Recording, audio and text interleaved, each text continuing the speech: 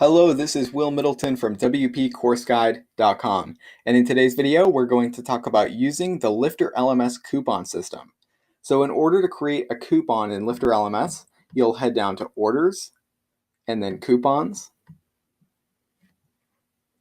From here we can add coupon. Alright, so now we can type in our coupon title, and this will actually be the coupon code that your users will enter upon checkout. So we'll just say code 1234. And then we can set this to be a percentage discount or a dollar amount discount. And then we can set what type of access plan this discount applies to. So we can have only one-time payment access plans, only recurring access plans, or any access plan. And then the amount here, so we did percentage discount, so let's just do 20%. And we can also enable trial pricing. So this says, when checked, the coupon can apply a discount to an access plan with a trial price.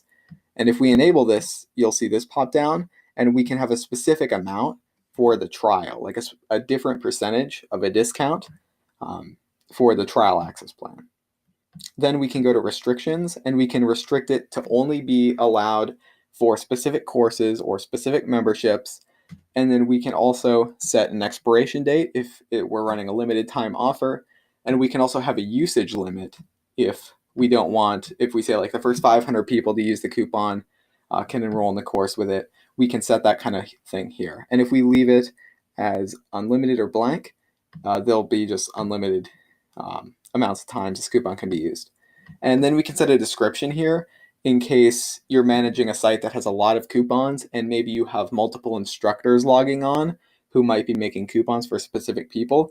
This description area is just a nice place for some notes on who created the coupon, why they created the coupon. That really comes in handy when you're running a very large site with multiple admins or authors and courses and stuff. So that's it for the LifterLMS coupon system. Thanks for joining me in this video, and I'll see you in the next one.